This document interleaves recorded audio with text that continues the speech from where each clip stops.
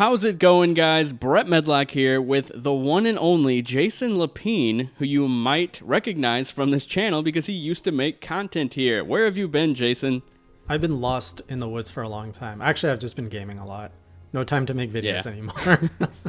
Jason actually got to play the Nintendo Switch Lite. I know the title of the video said that I played it, but I actually didn't. Jason went there and covered it for Nintendo Enthusiast, and I'm here to just ask a bunch of questions. First off, what are your general thoughts on the Switch Lite? This thing feels incredible.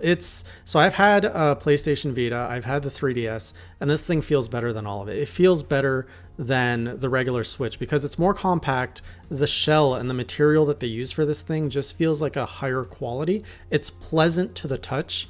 The buttons feel good. With the 3DS, you kind of have like that top screen that's a little bit adding some weight to it. Here you don't have that, so it's just kind of top heavy. Yeah, it's a little top heavy.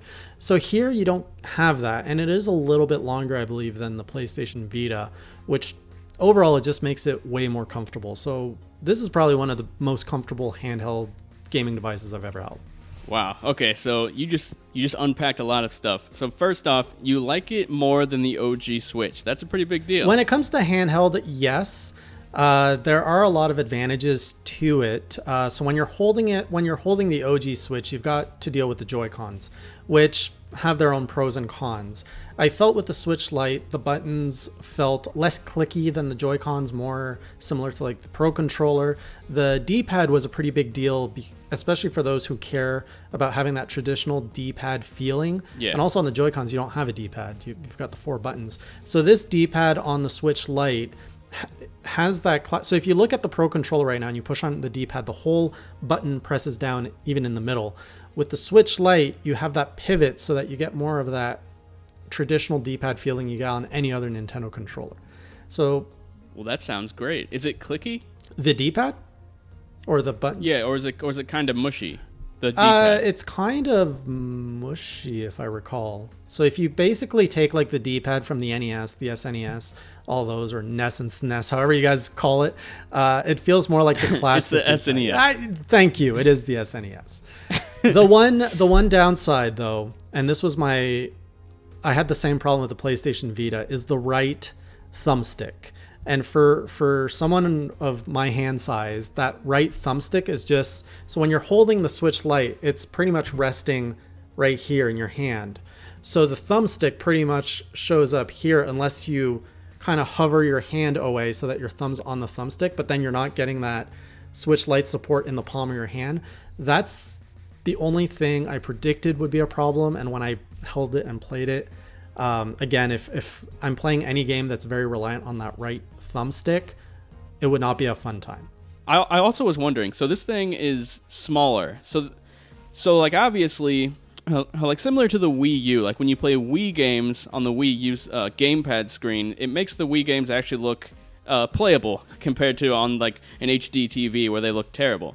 So do the game's graphics look slightly more, crisp on a smaller screen?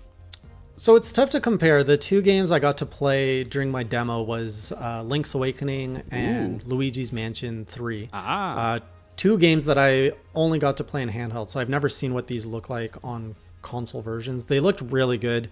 Luigi's Mansion 3 is a really good looking game, and at no point did I look at the screen and just felt like quality was lost or that it wasn't a good gaming experience.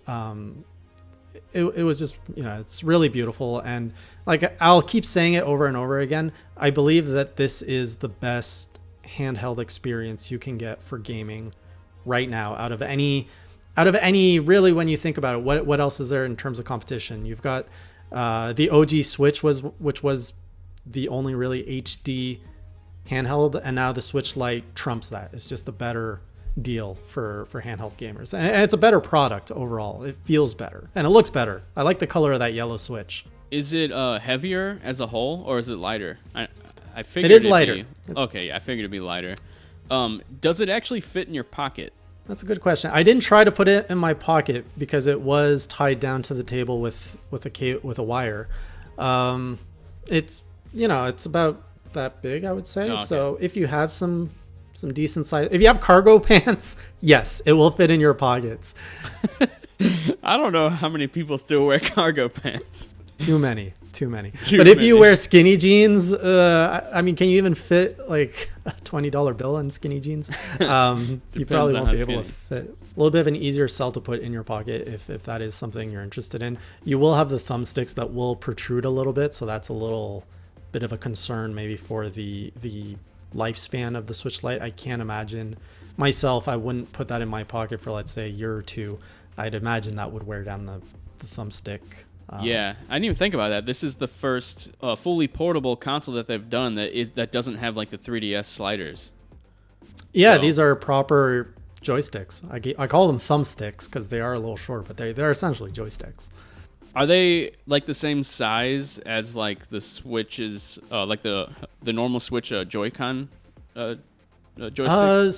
So this I'm going by memory. I think that they're pretty much the same as the Joy-Cons. I don't remember noticing a big difference, so they're probably the same as the Joy-Cons. But it just feels good. Awesome. And it looks better too. So I remember everybody in the room was making a comment around the yellow one. Does it look better in real life? The yellow one, sorry? Does it look better in real life?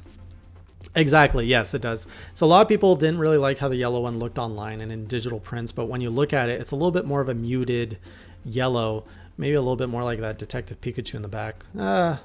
Even more muted than that. So I already liked the yellow that I was seeing on screen, and when I saw it in person, it's just a much more mellow yellow. And it's beautiful. It's a beautiful console, or handheld, sorry. Yeah. I think this thing's gonna sell well. Did you ask any like weird questions to the Nintendo reps while you were there? Not so much. We've done this dance many times in the past, and I kind of know the limits of what I can get away with asking. Yeah. and also what they have. They're often given a script, and they can usually stick to the script. The one big takeaway is really the D-pad, which I don't think the representatives quite realized how important that is for some gamers, because the D-pad was not a traditional D-pad on the Joy-Con. That's a bit of a big deal that they're not really hyping up much. Yeah, there's a lot of people who would actually mod their Switch to have a D-pad because it was that important to them. Yeah, and I know that there was even a third-party market, I believe. Well, you have quite a few controllers yourself. Yeah. You probably have a few that have a better D-pad on it.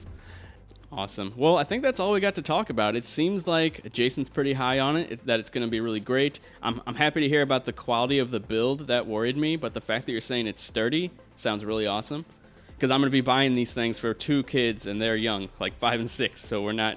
I don't want to buy anything that's going to break immediately, but I'm definitely going to buy a case for it as soon as I can, as soon as I get them. That's a good point, Brett, before we break away. The sturdiness, I remember when the OG Switch came out, everybody said it felt like a premium product and that there was concern for the kids. This Switch Lite, you're right.